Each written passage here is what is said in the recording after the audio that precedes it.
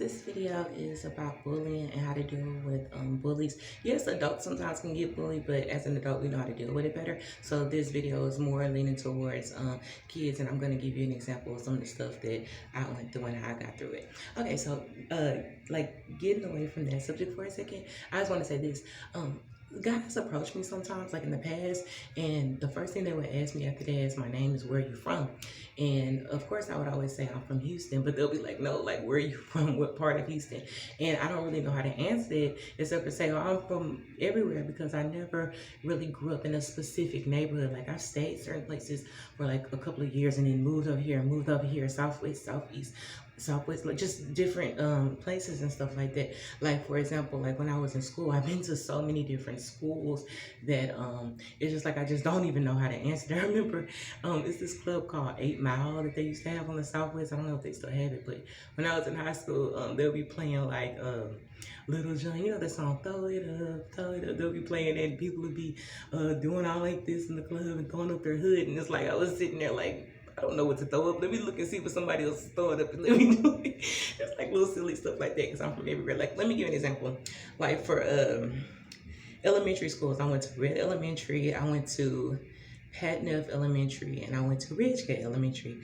For middle schools, I went to South Shaver Middle School, I went to St. James Middle School, I went to Christian Academy Middle School, I went to Hartman Middle School, and I went to Addicts Middle School. Now, in high school, I went to Sharpstown for 9th and half of my 10th grade year, and then I moved and then went to Ilsic for the rest of my 10th grade year until graduation. So I moved so many different places, so I don't really know what to say or whatever specifically about where I'm from, but I'll just say I'm from Heaven, since I'm an Earth Angel, I'm from Heaven. So anyway, let me get back to bullying. Like in school, I remember I always had like girls pick on me, girls that were jealous and stuff like that, because like I told you, I'm very unique. I don't fit in with certain types of females and stuff. Like I used to try to, but it just don't never work out. No matter how cool I try to be with these females, it's like they would always have like a personal vendetta against me or something like that. Like,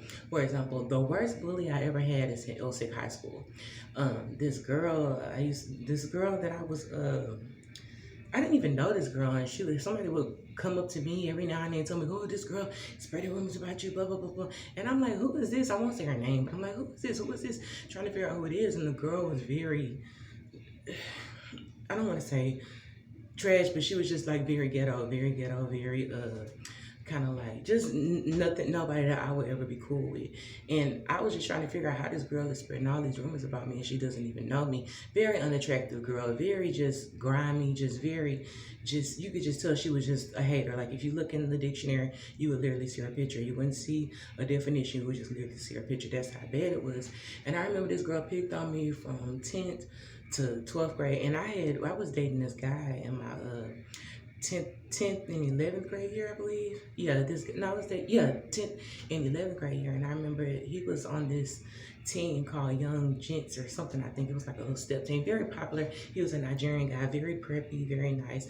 A lot of people liked him. And I think she may have had a crush on him, or she was jealous or whatever, and she didn't like that, so she just started making up all kinds of rumors and stuff like that.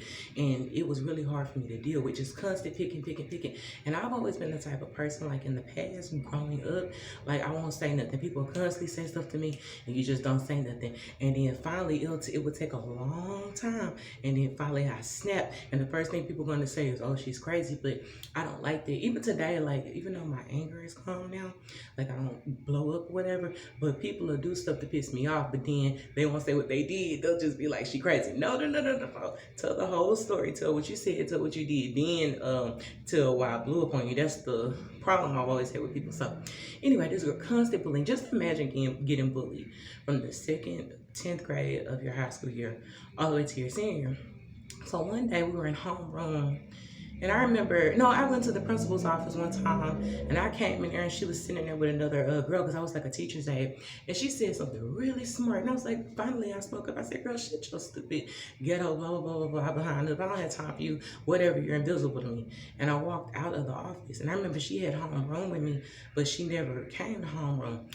I went back to homeroom after doing a little teacher's aide stuff, and I remember that was the next period I went to home.